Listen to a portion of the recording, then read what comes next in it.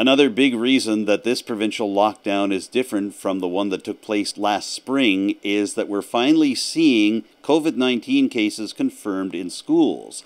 It started off as schools in the Halifax Regional Municipality and the Western Zone, but lately we've been seeing schools having confirmed cases of COVID-19 in the Sydney area and finally at SAERC in Port Hawkesbury. How did the Strait Regional Centre for Education deal with all of this? We're going to ask that question right now to the Executive Director of the Centre for Education, Paul Landry. We wanted to bring you in partly to discuss the arrival of the first confirmed school case in the Strait region, that being at SAERC here in Port Hawkesbury. Now, this happened just under a week ago. Can we go back to the time at which you found out that there was an exposure, a confirmed case at the school site, and basically tell me what happens as a result, because you've had a protocol in place pretty much since last year. Did that protocol go into effect right away, and what was involved? We were notified by public health that there was a confirmed case of COVID-19 at SAERC early evening on Tuesday, on April the 27th, so just this earlier in the week. And like you said, we have a number of protocols that then sort of start once we receive that notification. And so, we start the process of our team connecting and start our notifications, really, and connecting with public health as well. So we have a plan that as you say, we've been working on for quite a period of time, and we've connected with our public health partners and have had contacts and reviewed processes with them prior to this, to a situation where a positive case does turn up into a school. So we were quite well prepared, prior to this happening. But as you know, when something like this does happen, it certainly changes the situation quickly. So, but we worked through the process really well with public health. So we started to inform, our partners, including our union partners, our community partners, our staffs, and our parents, and then we worked with public health to support them with, those who may be affected by the positive case. So the close contacts that were identified. So and then public health shares that information with those individuals. What would happen in terms of a non-lockdown situation? And I mean, the timing worked out well in a way, as well as timing can work out in a situation like this, because merely hours after you folks got the notification from public health, the entire province went into lockdown and it was a system-wide school shutdown. But is there a significant difference between what would happen in a situation like that for a case being confirmed at a local school and what would happen if there was a case confirmed in a non-lockdown situation? Not much different, Adam. We'd still follow pretty much the exact same processes, where we would, close the school for deep cleaning, and then, work with public health on their contact tracing and support them with that, and then look to basically reopen the school, on a particular timeline. And that timeline is really dependent on the ability to complete the deep cleaning in the building, and public health working with us on the close contacts. They may need some more time to work through that. But for the most part, the timeline would be very similar. The only piece now with the full provincial lockdown is that students aren't returning back to the building to attend school. They've moved to at-home learning now. So that's really the only difference. Okay.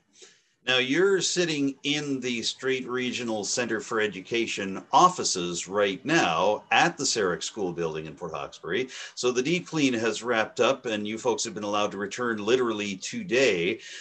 Was there added pressure on the part of the Centre for Education and your colleagues, both in the office and at SAERC, given that SAERC is not only a school site, which we would take seriously enough on its own, but it has the Port Hawkesbury branch of the Eastern Counties Regional Library. It has the Strait Area Pool. Were extra considerations given in terms of those facilities, or did it just basically all go ahead as you would normally do for any other school? Certainly, when you have community partners co-located in the building, it adds another layer for sure. But we're well versed in working with our community partners who are co-located in the buildings with kind of different events, like for example weather and those types of things. So we have a close working relationship and good communication with our community partners. Our central office is co-located within the building, and also the daycare. So we work closely with them over the past couple of days and informed them of the duties that we needed to complete to reopen the building. And of course, they're always very cooperative and worked very closely with us. So we certainly appreciate that as well.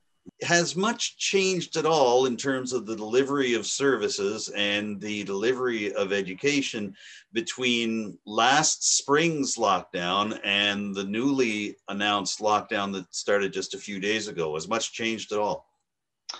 Quite a bit has changed, actually, Adam. We're in a much different spot this time around as opposed to this time last year. Last year it was all really brand new to us, and we had to figure out a lot of things very quickly and on the fly, and make some decisions both locally and provincially to get to at-home learning.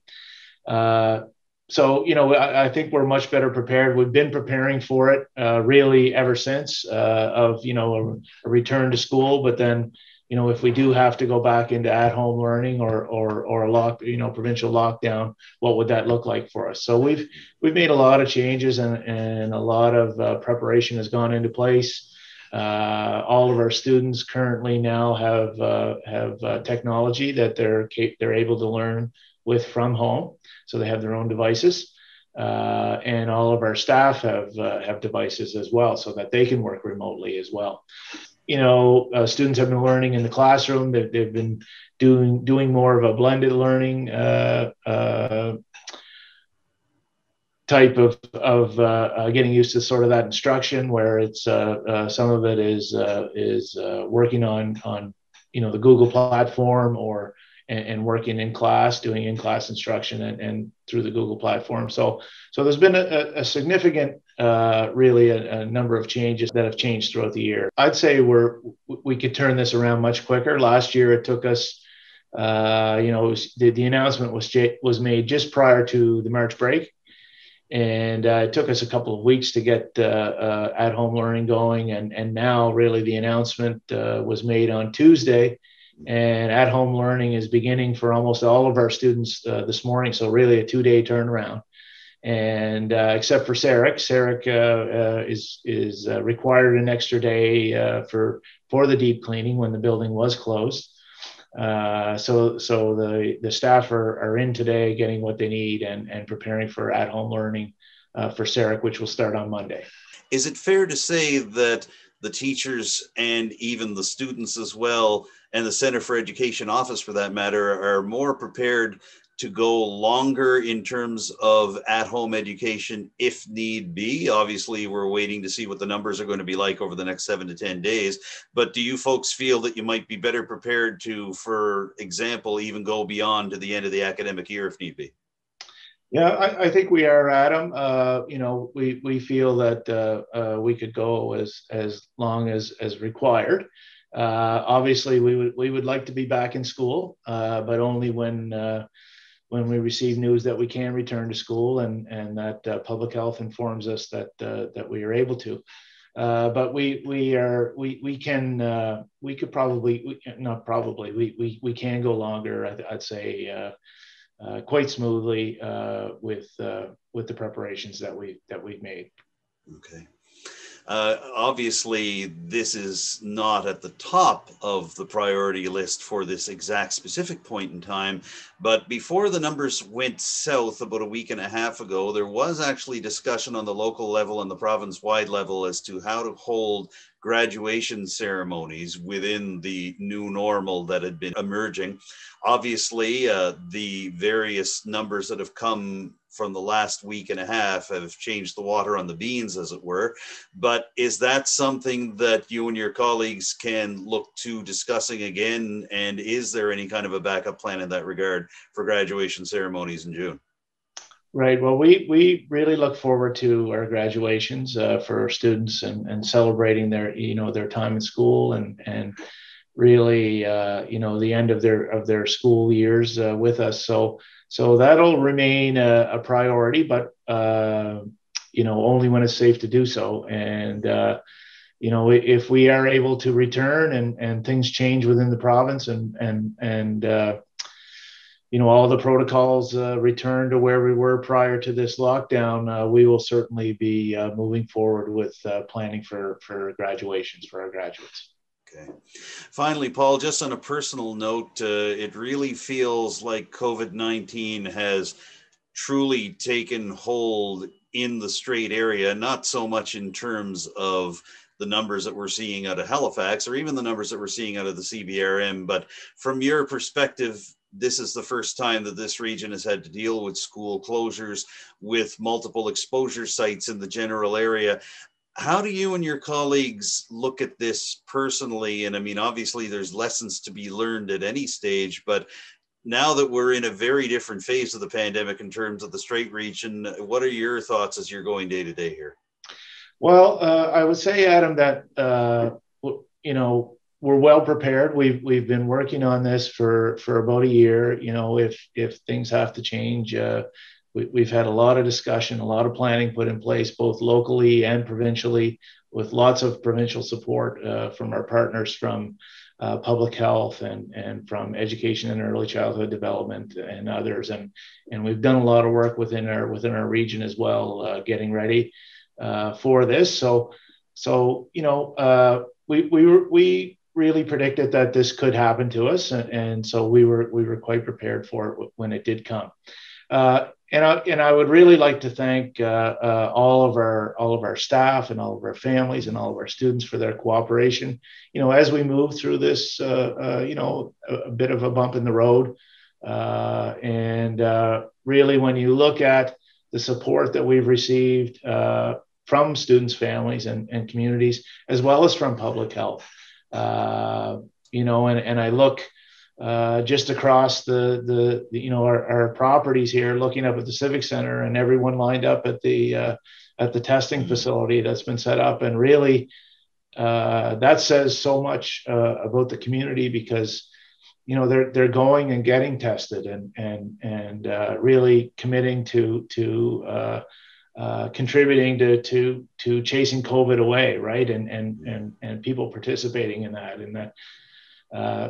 Active participation. So people are doing what they've been asked to do. So and that's really no different than what we've seen all year throughout our school year. It's helped us to have a successful school year to this point. People have done what public health has asked them to do, and we've made it quite far in this school year without any interruption. So, now we have a little bit of an issue that we have to work through and deal with. And, for everything I've seen from our school communities, we'll get through this, and people are doing what they're supposed to do. So I'm very confident that we'll get through this. It's good to end the conversation with an air of optimism, so we will wrap it up right there. We know this is a difficult time for you and your colleagues. Paul, we appreciate you taking some time for us on Telile 24/7 today. Thank you so much. Thank you, Adam. Take care. All right, you too. Paul Landry is the Executive Director of the Strait Regional Centre for Education. We've been speaking to him via Zoom at his office at SAERC